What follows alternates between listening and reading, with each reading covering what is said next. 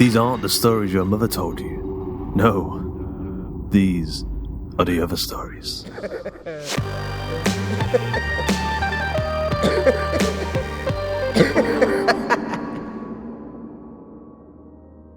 Today's episode of The Other Stories is Bag of Bones, written by Paul Currian and narrated by Georgia Cook.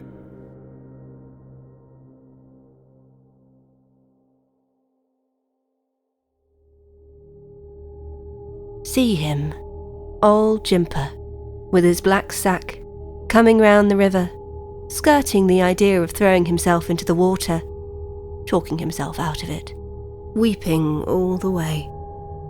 Maybe you smell him first. Ole Jimper holds that bathing is a security concern, and so he doesn't hold with bathing at all. What's in Ole Jimper's black sack, you ask? It's bones, Ole Jimper tells the young police officer. Just bones in Ole Jimper's sack here. Leave him be, says the old police officer. Everyone knows Ole Jimper. I don't know Ole Jimper, replies the young police officer. And I want to know what's in his black sack. I can tell you what's in my sack, says Ole Jimper. But it's a story, that's what it is. Ole Jimper puts down his sack. And mind you, Ole Jimper never puts down his sack. And he sits cross-legged on the cycle path, beneath the scoffing glare of the streetlight, amongst dead leaves turned to pavement chiaroscuro by the autumn rain. This is the only way he can tell his story. About a brother, a dagger, a river.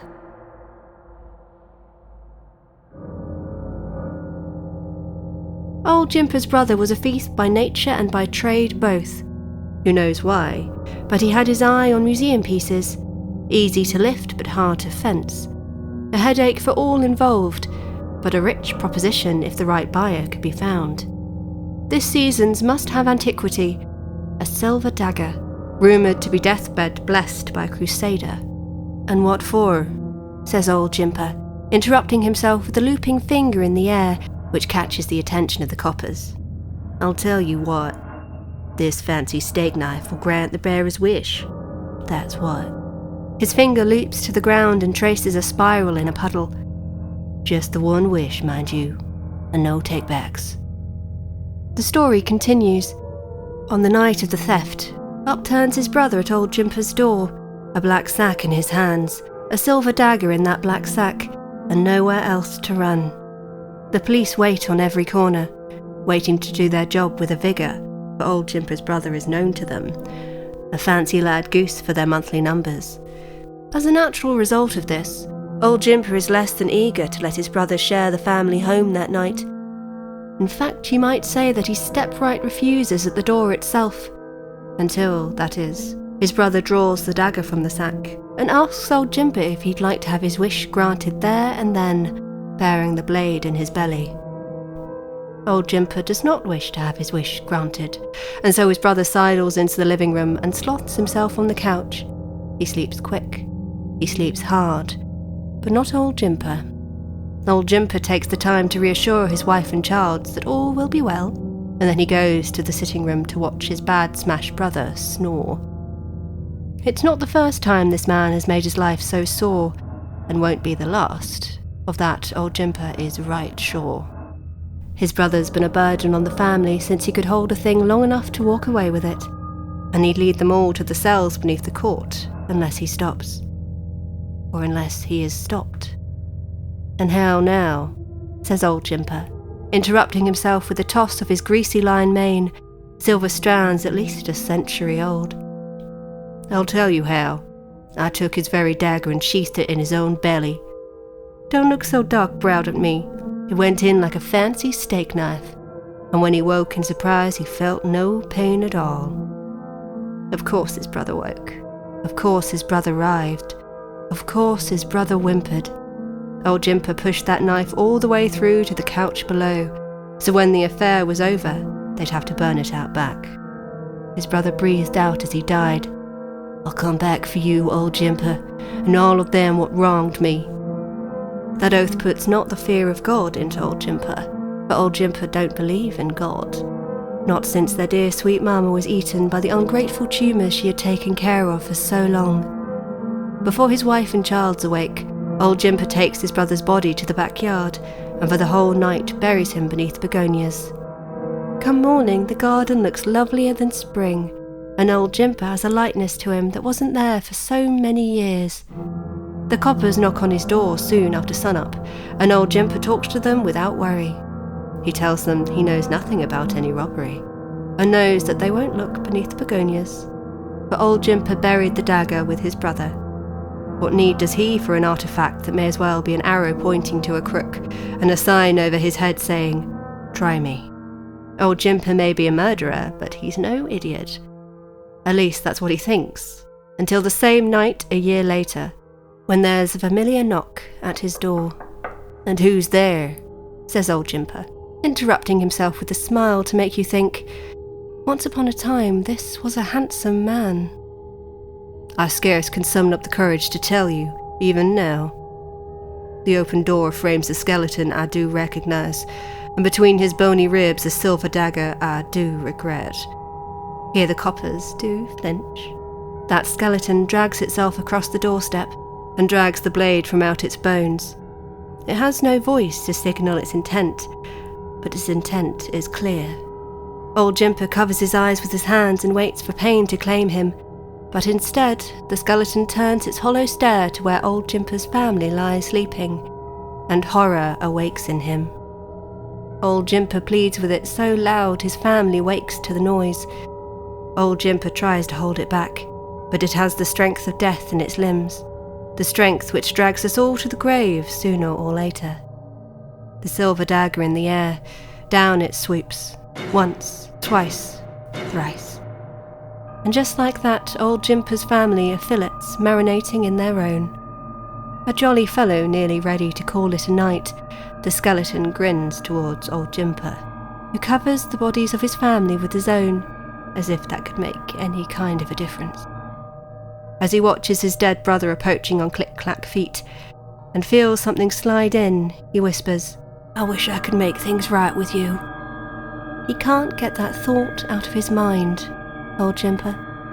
Lying there dead in the dark next to a skeleton whose business is done for the day, he can't get that thought out of his mind. It rolls and it races and it rocks him until he can't stand it no more. And he stands up. That's right. He stands up amid all those bodies and decides to go. "And where to?" asks Ole Jimper, interrupting himself with a deep sigh, as if miseried by the prospect of coming to the end of his tale. "Anywhere but there.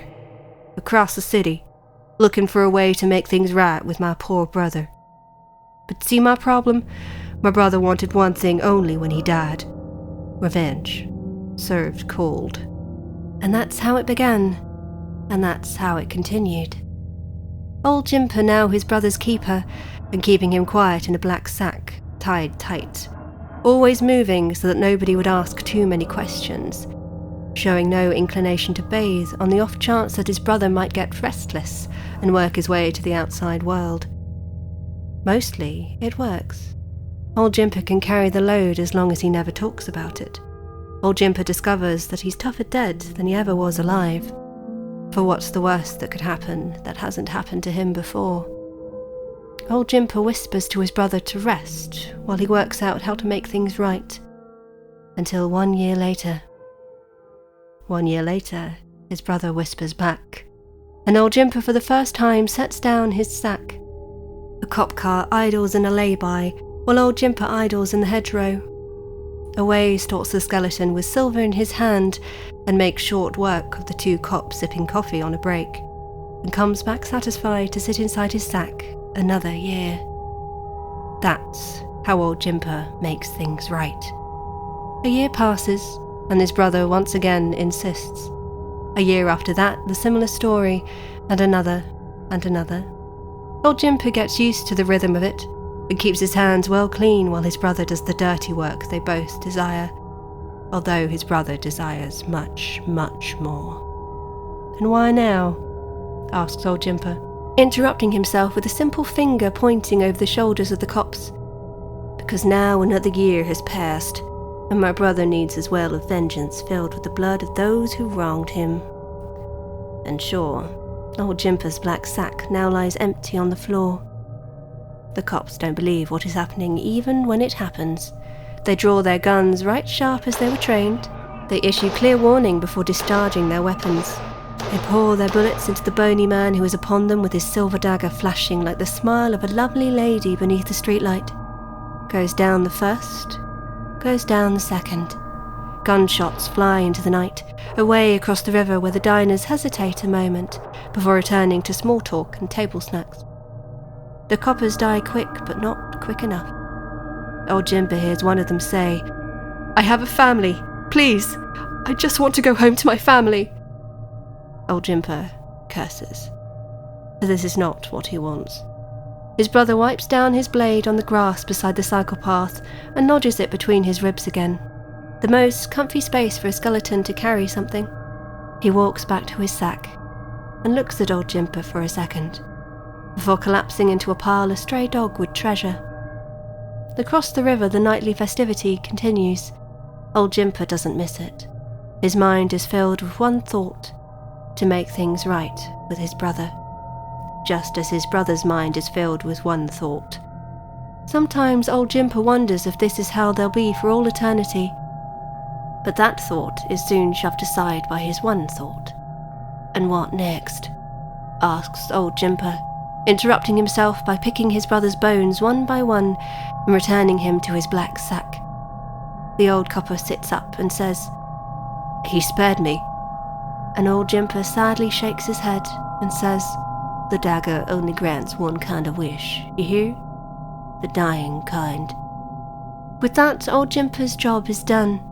His black sack swings up over his shoulder and he offers his hand to the copper, who takes it and stands up on legs shaky like a newborn lamb's. "What do I do?" asks the copper, still not understanding. And old Jimper smiles at him through the river fog. "You go home," he says, "to your family."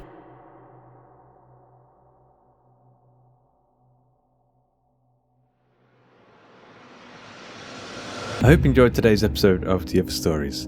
Bag of Bones was written by Paul Currian, narrated by Georgia Cook, edited by Duncan Muggleton with music by Duncan Muggleton and Tom Robson, and sound effects provided by freesound.org. The episode illustration was provided by Luke Spooner of Carry On House. A quick thanks to our community managers Joshua Boucher and Jasmine Arch, and to Carolyn O'Brien for helping with our submission reading, and of course to Ben Errington for taking his social media clippers and scissors and giving our content cats and dogs a full wash, brush and dry. Lovely jubbly. Be sure to find more of Paul Currian's work at www.currian.net. Georgia Cook is an illustrator and writer from London. She's the winner of the LISP 2020 Flash Fiction Prize and has been shortlisted for the Bridport Prize, Staunch Book Prize and Reflex Fiction Award, among others. She can be found on Twitter at @GeorgiaCooked or on her website at www.georgiacookwriter.com. The Other Stories is a production of the Story Studio Hawk and Cleaver and is brought to you with a Creative Commons Attribution Non-Commercial No Derivatives license. That means don't change it, don't sell it, but by all means share the hell out of it. So, until next time.